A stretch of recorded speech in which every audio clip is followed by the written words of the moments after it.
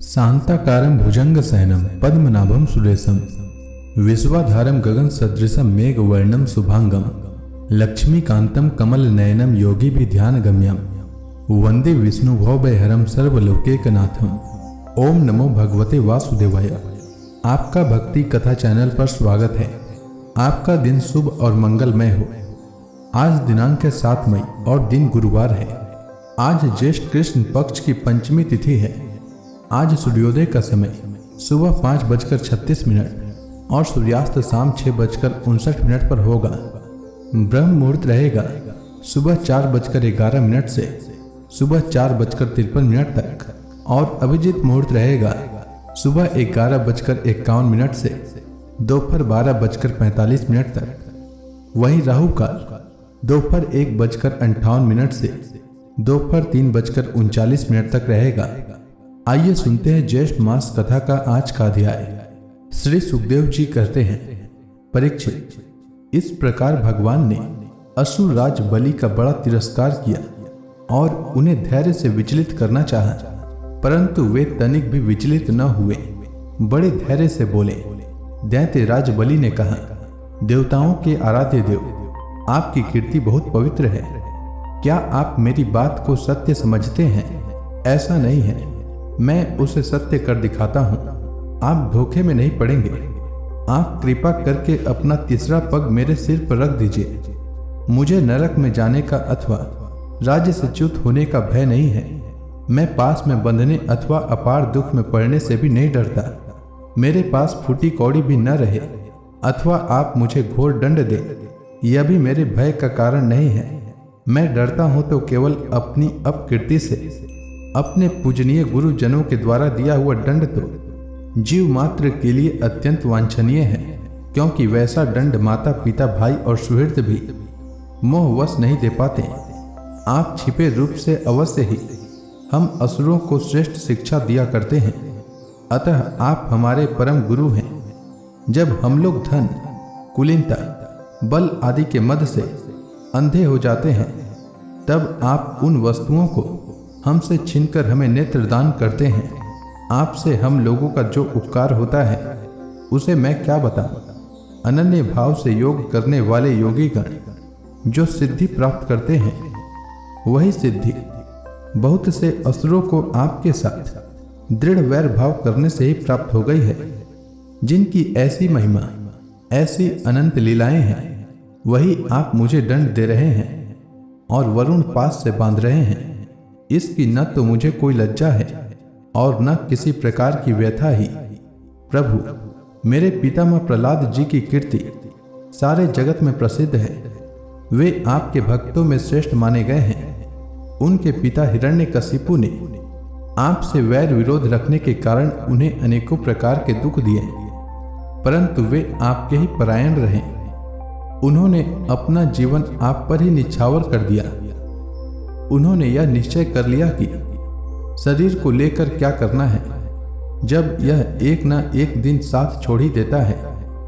जो धन संपत्ति लेने के लिए स्वजन बने हुए हैं, उन डाकुओं से अपना स्वार्थ ही क्या है। पत्नी से भी क्या लाभ है, जब वह जन्म मृत्यु रूप संसार के चक्कर में डालने वाली ही है। जब मर ही जाना है, तब घर से मोह करने में भी क्या स्वार्थ है। इन सब वस्तुओं में उलझ जाना तो केवल अपनी आयु खो देना है।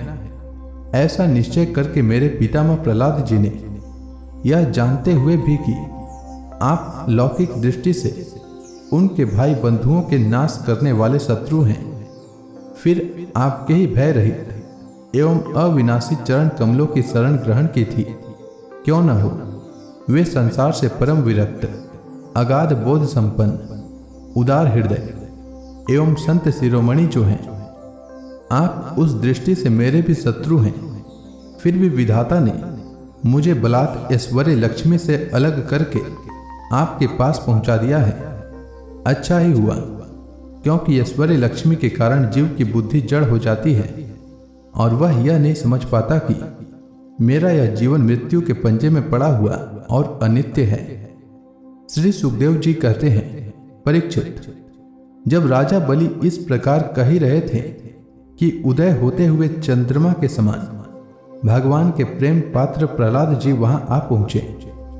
राजा बलि ने देखा कि मेरे पितामह बड़े श्री संपन्न हैं, कमल के समान कोमल नेत्र हैं, लंबी लंबी भुजाएं हैं, सुंदर ऊंचे और श्यामल शरीर पर पीतांबर धारण किए हुए हैं। बलि इस समय वरुण पास में बंधे हुए थे, इसलिए प्रहलाद जी के आने पर जैसे पहले वे उनकी पूजा किया करते थे उस प्रकार न कर सके। उनके नेत्र आंसुओं से चंचल हो उठे, लज्जा के मारे मुंह नीचा हो गया। उन्होंने केवल सिर झुकाकर उन्हें नमस्कार किया। प्रहलाद जी ने देखा कि भक्त वत्सल भगवान वहीं विराजमान हैं और सुनंद नंद आदि पार्षद उनकी सेवा कर रहे हैं। प्रेम के उद्रेक से प्रहलाद जी का शरीर पुलकित हो गया, उनकी आंखों में आंसू छलक आए। वे आनंदपूर्ण हृदय से सिर झुकाए अपने स्वामी के पास गए और पृथ्वी पर सिर रखकर उन्हें साष्टांग प्रणाम किया। प्रहलाद जी ने कहा, प्रभु, आपने ही बलि को यह ऐश्वर्यपूर्ण इंद्र पद दिया था, अब आज आपने ही उसे छीन लिया। आपका देना जैसा सुंदर है वैसा ही सुंदर लेना भी। मैं समझता हूं कि आपने इस पर बड़ी भारी कृपा की है। जो आत्मा को मोहित करने वाली राज्य लक्ष्मी से इसे अलग कर दिया। प्रभु, लक्ष्मी के मध्य से तो विद्वान पुरुष भी मोहित हो जाते हैं, उसके रहते भला अपने वास्तविक स्वरूप को ठीक ठीक कौन जान सकता है। अतः उस लक्ष्मी को छीनकर महान उपकार करने वाले समस्त जगत के महान ईश्वर, सबके हृदय में विराजमान और सबके परम साक्षी श्री नारायण देव को मैं नमस्कार करता हूं। श्री सुखदेव जी कहते हैं, परीक्षित, प्रहलाद जी अंजलि बांधकर खड़े थे। उनके सामने ही भगवान ब्रह्मा जी ने वामन भगवान से कुछ कहना चाहा, परंतु इतने में ही राजा बलि की परम साध्वी पत्नी विंध्यावली ने अपने पति को बंधा देखकर भयभीत हो भगवान के चरणों में प्रणाम किया और हाथ जोड़ मुंह नीचा कर वह भगवान से बोली। विंध्यावली ने कहा, प्रभु, आपने अपनी क्रीड़ा के लिए ही इस संपूर्ण जगत की रचना की है। जो लोग कुबुद्धि हैं वे ही अपने को इसका स्वामी मानते हैं। जब आप ही इसके कर्ता, भर्ता और संहर्ता हैं, तब आपकी माया से मोहित होकर अपने को झूठ मूठ कर्ता मानने वाले निर्लज्ज आपको समर्पण क्या करेंगे। ब्रह्मा जी ने कहा, समस्त प्राणियों के जीवन दाता, उनके स्वामी और जगत स्वरूप देवादिदेव प्रभु, अब आप इसे छोड़ दीजिए। आपने इसका सर्वस्व ले लिया है, अतः अब यह दंड का पात्र नहीं है। इसने अपनी सारी भूमि और पुण्य कर्मों से उपर्जित स्वर्ग आदि लोक, अपना सर्वस्व तथा आत्मा तक आपको समर्पित कर दिया है। एवं ऐसा करते समय इसकी बुद्धि स्थिर रही है, यह धैर्य से च्युत नहीं हुआ है।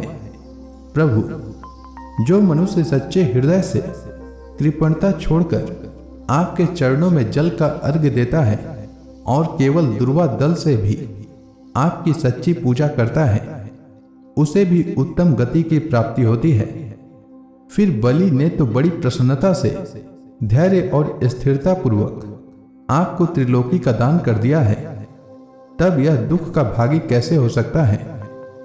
श्री भगवान ने कहा, ब्रह्मा जी, मैं जिस पर कृपा करता हूं उसका धन छीन लिया करता हूं, क्योंकि जब मनुष्य धन के मद से मतवाला हो जाता है तब मेरा और लोगों का तिरस्कार करने लगता है।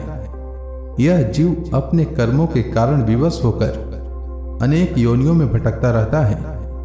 जब कभी मेरी बड़ी कृपा से मनुष्य का शरीर प्राप्त करता है, मनुष्य योनि में जन्म लेकर यदि कुलीनता, कर्म, अवस्था, रूप, विद्या, ऐश्वर्य और धन आदि के कारण घमंड न हो जाए तो समझना चाहिए कि मेरी बड़ी ही कृपा है।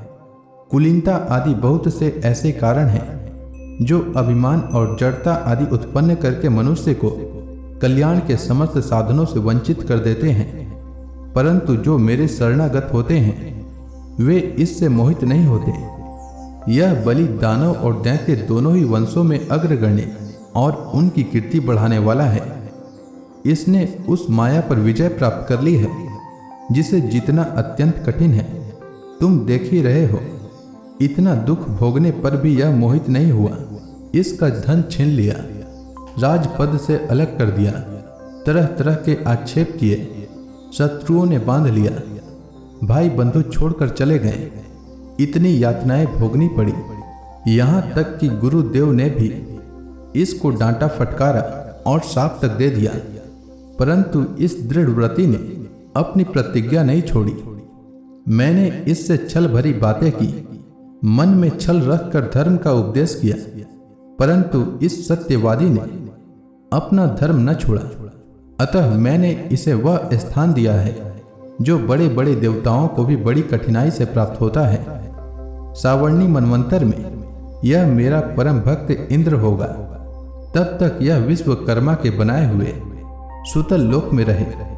वहां रहने वाले लोग मेरी कृपा दृष्टि का अनुभव करते हैं, इसलिए उन्हें शारीरिक अथवा मानसिक रोग, थकावट, तंद्रा, बाहरी या भीतरी शत्रुओं से पराजय और किसी प्रकार के विघ्नों का सामना नहीं करना पड़ता। बलि को संबोधित कर भगवान ने कहा, महाराज इंद्रसेन, तुम्हारा कल्याण हो। अब तुम अपने भाई बंधुओं के साथ उस सुतल लोक में जाओ जिसे स्वर्ग के देवता भी चाहते रहते हैं। बड़े बड़े लोकपाल भी अब तुम्हें पराजित नहीं कर सकेंगे। दूसरों की तो बात ही क्या है, जो दैत्य तुम्हारे आज्ञा का उल्लंघन करेंगे, मेरा चक्र उनके टुकड़े टुकड़े कर देगा। मैं तुम्हारे अनुचरों की और भोग सामग्री की भी सब प्रकार के विघ्नों से रक्षा करूंगा। वीर बलि, तुम मुझे वहां सदा सर्वदा अपने पास ही देखोगे। दानव और दैत्यों के संसर्ग से तुम्हारा जो कुछ आसुर भाव होगा वह मेरे प्रभाव से तुरंत दब जाएगा और नष्ट हो जाएगा। तो इसी के साथ यह अध्याय समाप्त हुआ। तो प्रेम से बोलिए विष्णु भगवान की जय, समस्त देवी देवताओं की जय। इसके आगे की कथा मैं कल के अध्याय में सुनाऊंगा। तब तक के लिए भगवान श्री हरि विष्णु का नाम जपते रहें।